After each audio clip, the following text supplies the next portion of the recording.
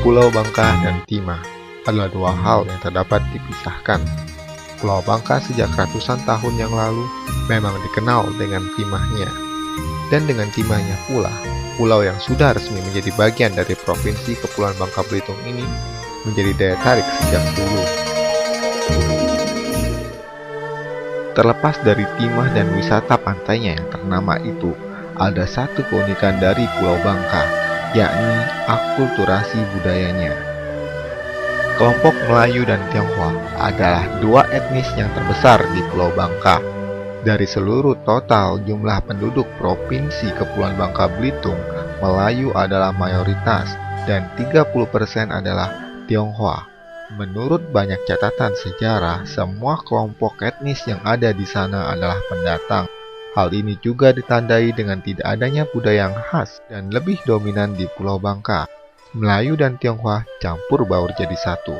Akulturasi dan asimilasi terjadi di antara dua kelompok etnis ini. Kedatangan etnis Tionghoa ke Pulau Bangka dibagi dengan dua pembabakan. Periode pertama adalah sejak masa Kerajaan Sriwijaya. Pada masa ini, hubungan antara Sriwijaya dengan kerajaan di Tiongkok sangat baik. Banyak pendatang, terutama pedagang maupun utusan kekaisaran yang datang ke Nusantara. Kelompok etnis yang paling banyak datang adalah Hokkien dan Teochew. Ada sebagian orang Hakka yang menjadi kuli angkut. Karena Palembang sebagai pusat kerajaan Sriwijaya dekat dengan Pulau Bangka, maka banyak bagian dari pendatang ini singgah di sana dan akhirnya menetap. Diketahui orang Tionghoa lah kelompok etnis yang pertama kali mendiami Pulau Bangka, kemudian baru diikuti oleh orang-orang Melayu dari Siantan, Johor, dan Kesultanan Palembang.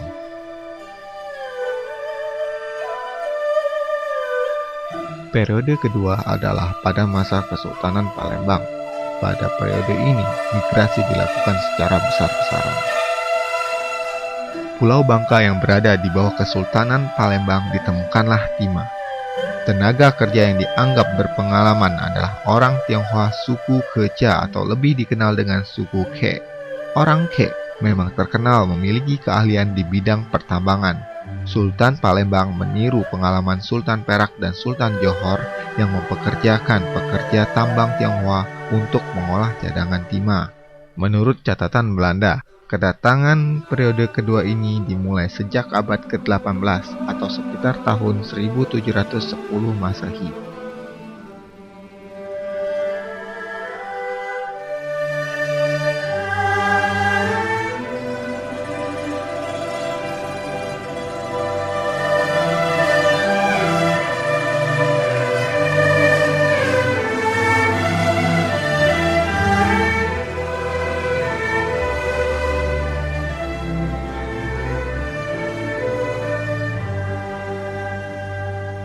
Masyarakat Tionghoa suku Ke dari Provinsi Kuantung Daratan Tiongkok adalah komunitas Tionghoa terbesar di Bangka Belitung. Mereka berangkat dari kampung-kampung di distrik tertentu seperti Sineng, Sanwi, Haipeng, Yanpeng, Nam Hoi, Bunye, Sunta, Tungpun, dan Hongshan. Menurut beberapa sumber, daerah Kuantung adalah kawasan tandus dan miskin sehingga mereka memilih bermigrasi ke Pulau Bangka dan Belitung. Pusat pemerintahan dan aktivitas penambangan di Pulau Bangka pada masa itu adalah Kota Mentok. Kelenteng Kung Puk Miao adalah saksi dari keberadaan etnis Tionghoa di masa itu. Kelenteng itu dibangun pada tahun 1700-an. Selang 83 tahun kemudian, tepat di sebelah kelenteng didirikan pula sebuah masjid megah, Masjid Jami dengan atap berarsitektur Cina. Pembangunan masjid juga dibantu oleh beberapa masyarakat Tionghoa. Kerukunan antar umat beragama dengan latar Tionghoa dan Melayu sudah terjalin dengan bukti dua bangunan ini. Beberapa bangunan tua dengan khas arsitektur Cina banyak ditemukan di Kota Mentok sebagai tanda keberadaan etnis Tionghoa yang sudah menetap di Pulau Bangka. Beberapa bahasa daerah Bangka, terutama dalam pertambangan timah, banyak yang mengadopsi bahasa Ke, seperti Sakan yang berarti pengayak timah, Siam berarti pengeboran, Jamui yang berarti kolong bekas tambang, dan lain sebagainya.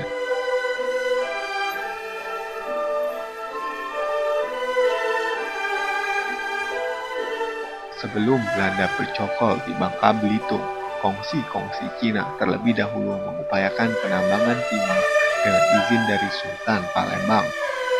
Arus pertama-tama migrasi etnis Tionghoa tidak disertai kaum wanita, sehingga terjadilah perkawinan campur antara buruh migran dengan wanita setempat ataupun dengan perempuan Bali dan Jawa.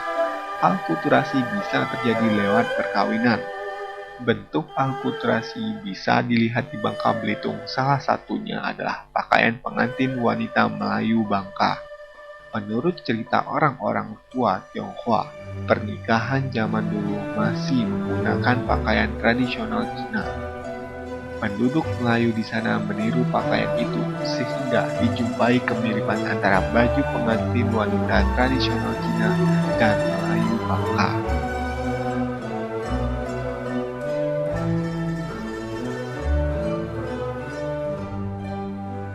Sebagian besar kuli tambang timah etnis Tionghoa berasal dari satu kampung halaman. Saat mereka pulang kampung dan kembali ke Bangka, mereka mengajak kawan dan sanak saudaranya berbondong-bondong datang kembali. Itu berlangsung terus hingga abad ke-20.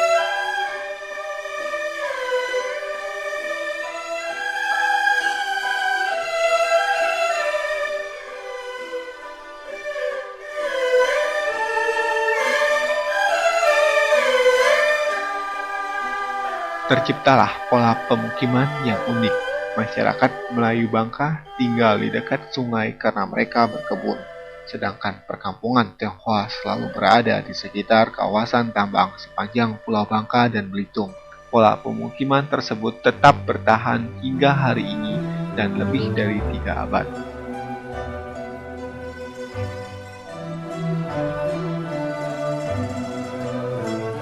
Perlahan tapi pasti, jumlah migran terus bertambah hingga akhirnya kaum wanita turut pula berdatangan ke Bangka. Mereka pun beranak pinak di Bangka Belitung dalam kondisi serba memprihatinkan. Pada masa kolonial Belanda, kelompok etnis Tionghoa kerap diperlakukan tidak manusiawi. Mereka dijebak dengan hutang dari mandor, disediakan fasilitas judi dan permadatan, sehingga semakin terjebak lilitan hutang serta berbagai kekerasan lain.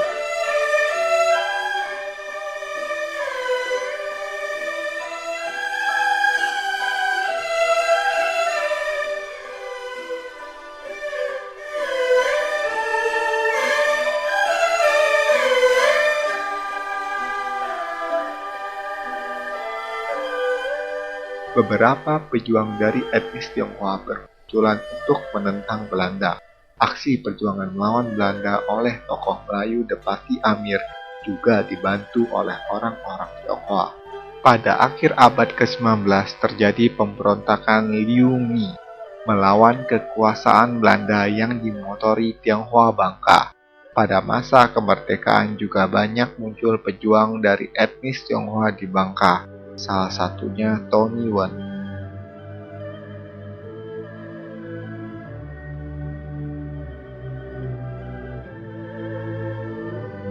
Bangka pun menjadi museum budaya Tionghoa, khususnya suku Hakka.